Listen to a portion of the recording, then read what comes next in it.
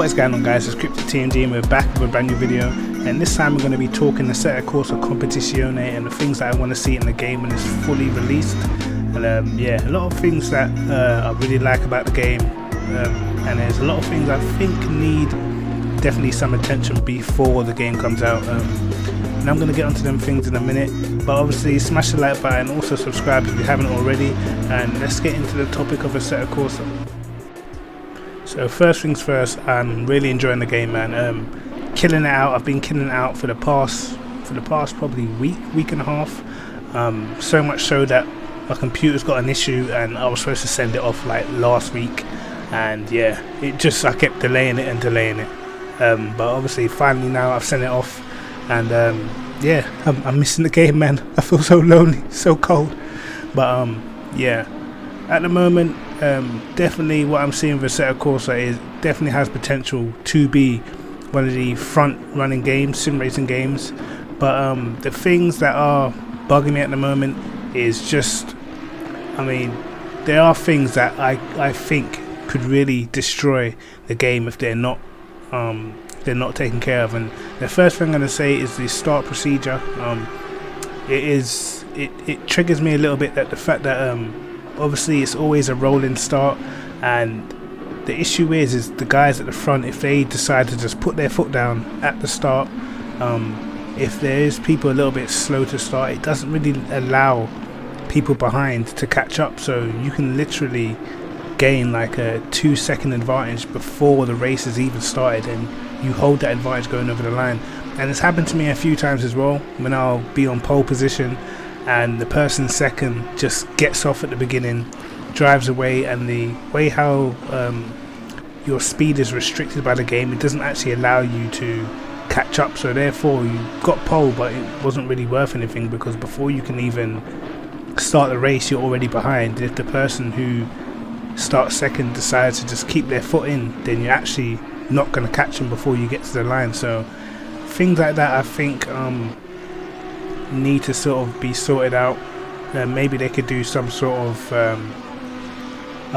minimum speed that you're allowed to do, and maybe like a warning to the player who's overtaken someone before the green lights have gone out, some sort of penalty warning or something like that, so it forces them to slow down. I'm not too sure, but it's definitely something that needs to be addressed, because to be honest, it just winds me up, and it's not really fair on the people that may have not, put their foot down straight away as soon as your engineers told you to go, and the people like at the back of the grid, the people in sort of 7th and 8th or whatever, they're just stuck sort of 5-6 seconds behind the leader before the race has even started. So that's not really fair in my opinion, but hopefully they sort that out.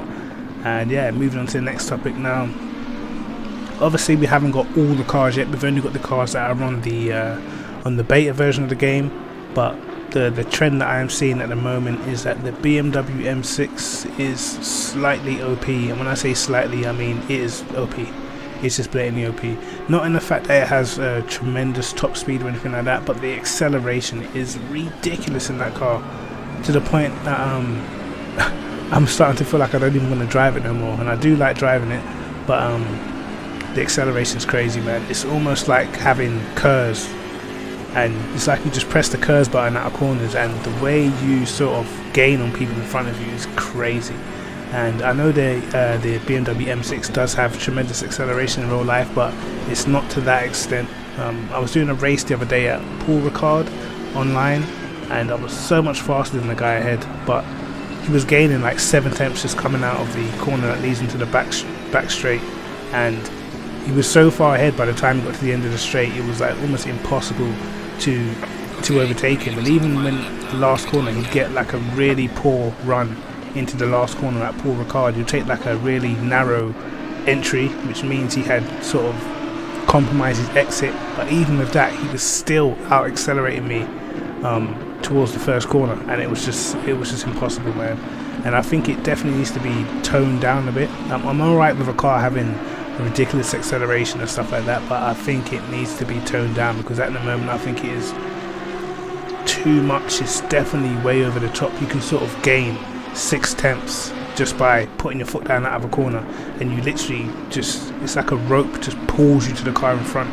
It's pretty OP. So hopefully they get that sorted out, and then I think it'll be all good. So far I think the car balance is pretty good. Obviously the GTR 2015, I had a little go around Nürburgring, and it seemed to me that it is the slowest so far of the bunch. And obviously with car characteristics, some cars work at different tracks and some cars don't at other tracks, but it is what it is. But yeah, moving on, something that it might just be me, it might just be my eyesight, but definitely for me, I feel like the names are pretty hard to read when you're scrolling through your menu and you're putting sort of the driver placements up on your screen to see where everybody is, what position you're in and stuff like that. The drivers' names on the left hand side seem to be extremely small, and the sort of the time difference between you and the car in front or car behind seems to be pretty difficult to see. I don't know if it's just me, but it's very hard to see the numbers. It's very hard to see the gap that you are behind someone, and there is two different sort of placements that you can have. You can have the one that shows the exact gap between all the cars, or you can have the other one. I actually prefer the one with the green sort of background, but it does make it very hard to see the numbers and the letters. And I feel like, I don't know if they need to make it bigger or just change the color or something, but yeah, extremely hard to see the times and stuff like that, especially when you're in quali. You're trying to see what lap times the guy in front of you's got, and it's just, unless you go back to the pits and look at the timetable, it's pretty hard to see what time they've actually done. You really have to like go right up to your TV, and I play on a 40-inch TV, so it's not as if my TV is small and I'm struggling to see the numbers. But yeah, it's just one of them. When I play other games like P Cars, or in the past when I played F1, it's pretty easy to see what times people have done.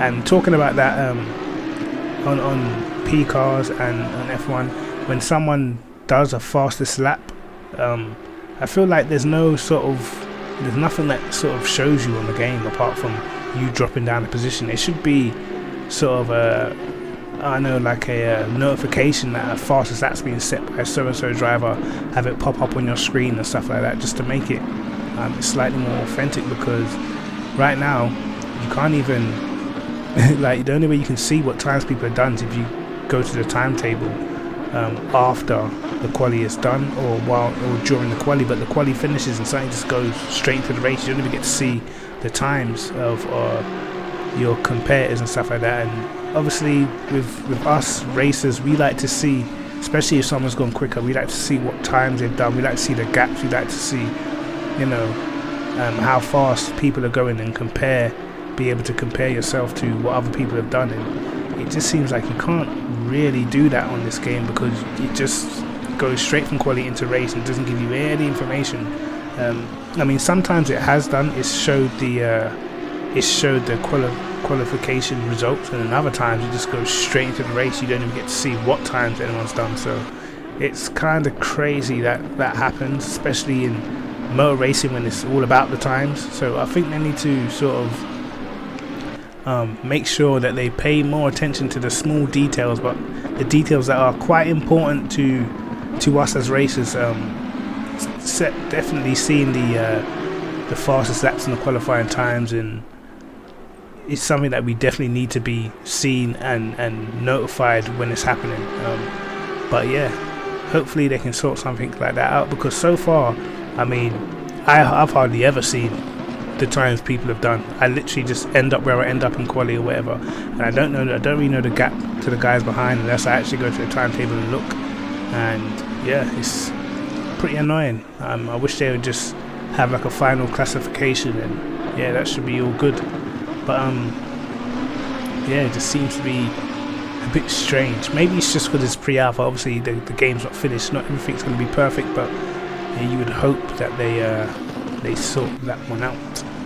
And again, another thing that it's not really worrying me, it's not really that big of a deal, but I think that there is probably better ways to sort it out, and that is some of the cut penalties. Now at Hungaroring, I've noticed that some corners, if you go slightly wide, it actually gives you a drive-through penalty.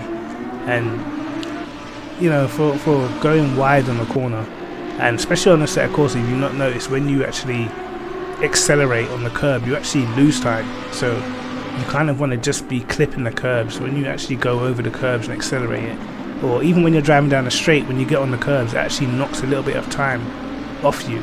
So I don't think it's worth a drive-through penalty for running slightly wide. I think if anything, it should be a little bit more like P cars, will give you a time penalty, maybe 1 second time penalty or something like that, that adds on to your finishing time.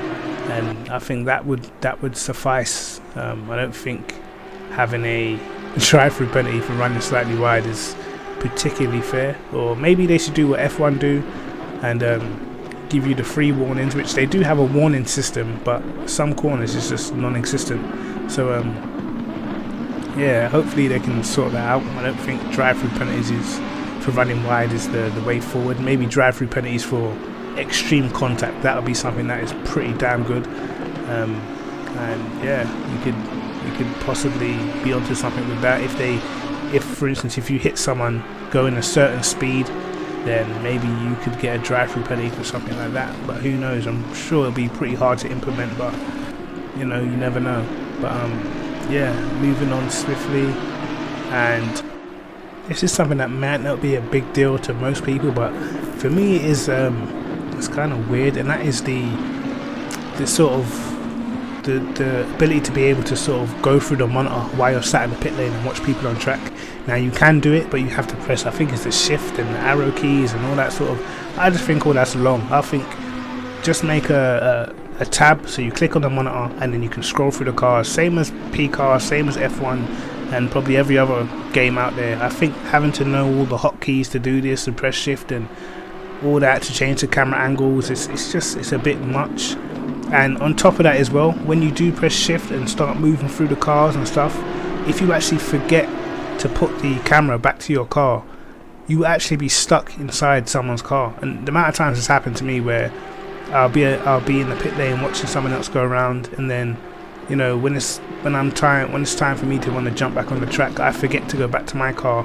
I start accelerating, and I mean, I can hear my mechanic say I've got light damage, I'm driving into the wall, but I'm not actually in control of my car. I'm still sat on board with the person who I was watching. So I'd prefer it to just be like a monitor. You can go into the monitor, click through the drivers, whatever, change camera, do what you want, and then when you're done watching people, you just click off the monitor and then you're back in your garage. I think that is a lot easier. Basically just the exact same way it is in P cars. I'm not too sure about the way they've done it in this. It's a bit weird for me, but that is the problem with a lot of these sort of the hotkeys. There's just so many hotkeys and things that I don't know what button on the keyboard does what. Can be quite frustrating, and there's not a lot of explanation as well. I think there needs to be more of an explanation to all these hotkeys and special buttons and the way how you can map things to your wheel and stuff like that. There is so many buttons on this game. It is insane. It is insane. I don't even think people know. Do you know what I mean? You can map your headlights, your fog lights, your indicators, you can have a special button that flashes the cars ahead instead of doing it manually. And then there's a whole bunch of other stuff. That's just the lighting system. There's obviously your windscreen wipers, your ECU mapping, all sorts of stuff. So yeah, it's just loads and loads and loads of buttons, man. It's crazy. And I feel like there isn't I don't know if there has, but there isn't anywhere on the game that actually tells you what all the short keys are on the keyboard. I had to sort of ask around to find that stuff out, and yeah, I prefer sort of an explanation or just somewhere where I can find out exactly what every single hotkey is, and that would definitely help me out a lot, because there's still certain things I just don't know. So yeah, that's about it, man.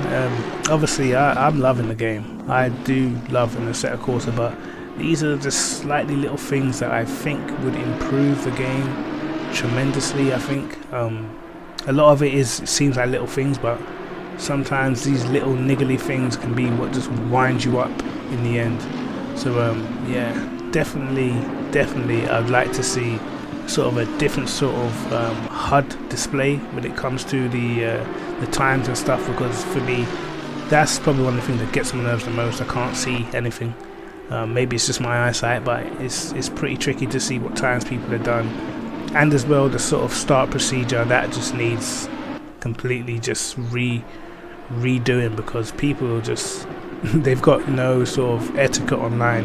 If you're online doing an online race and the person second accelerates before you, they will just get off. Do you know what I mean? Especially if you've qualified sort of like a 10th ahead of someone, really close on pace, and they just get off at the start, sort of get themselves a 2-second lead before the race has even started, and you can't catch them up.